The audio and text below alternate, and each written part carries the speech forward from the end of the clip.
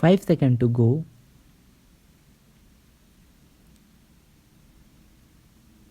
Madam, I would like to say a few words.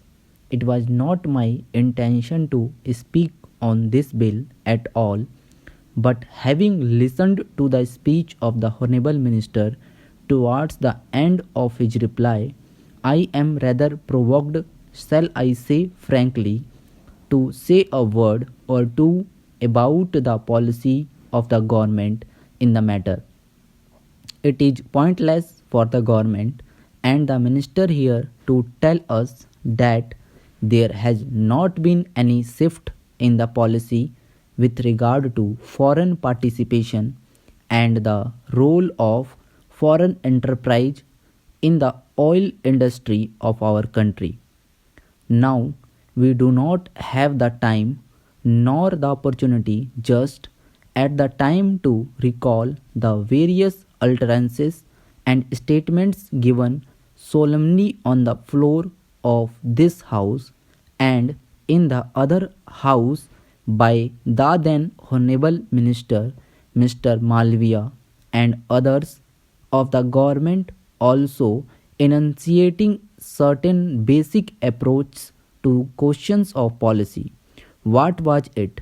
In the first place, it was decided after a lot of groping in the dark in the earlier stages that as far as the oil industry was concerned, it should be from now on developed entirely in the public sector, and a beginning was made by exploration and the setting up of refineries with the cooperation of friendly countries like Romania. That is how we began.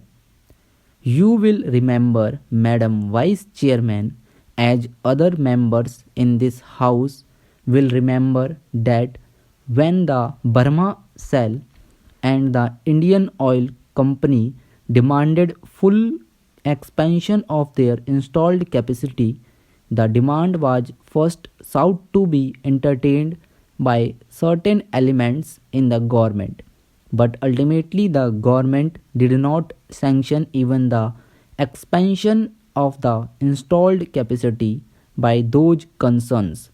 The argument at that time, and a right argument at that, was that we should be given the opportunity and we should take the opportunity now of developing our own public sector and making the public sector much more pronounced than it would be in a matter of 2 or 3 years by stopping the expansion in the private sector as well. Therefore, we had a double policy at that time. I am not a spokesman of the government, but I do know the policy of the government because these are public policies. What was that policy? It was, on the one hand, to create a public sector in the oil industry. You will remember, Madam, and the House will remember, that when we negotiated for certain oil to be imported for Russia, these foreign concerns, American and British, had the temerity to say that they would not be refining crude oil if it was imported from socialist countries and not from their own sources. After a lot of hesitation in the matter, the government ultimately, and rightly so, compelled these people to accept the crude oil imported from sources other than their own. This was the position. Now, these are not forgotten stories, and I may recall in this connection that the journal called Commerce wrote a series of editorial articles in which the Honorable Minister of Oil at that time was criticized precisely for pursuing an exclusive policy of public sector development in the matter of oil, and these criticisms were repeated also in certain other foreign journals, including the journals that start from the United States of America. It is also well known that at that time Mr. B.K. Nehru was approached by certain elements in the USA, and following that, a New York paper wrote a certain article saying that Mr.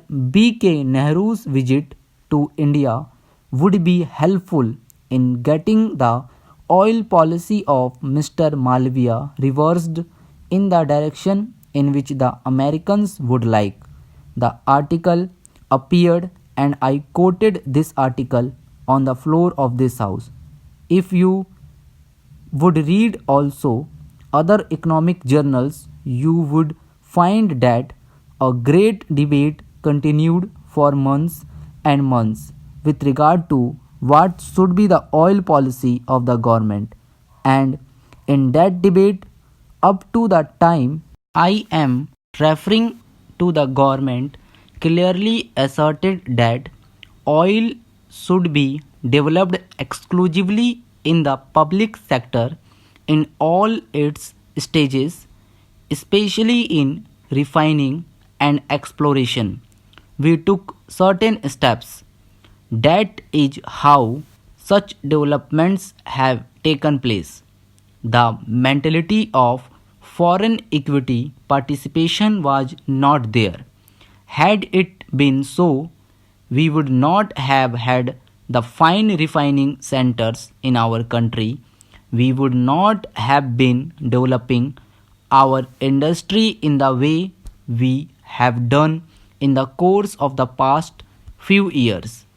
Now, that vigorous policy was pursued, although we would have liked it to be much more vigorous than actually it was.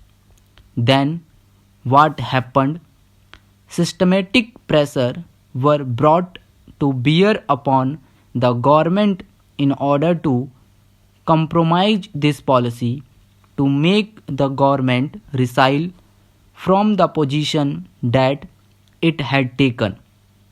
In that connection, you will remember, sir, that the Shahi Committee made a report with regard to the operations of the foreign oil concerns.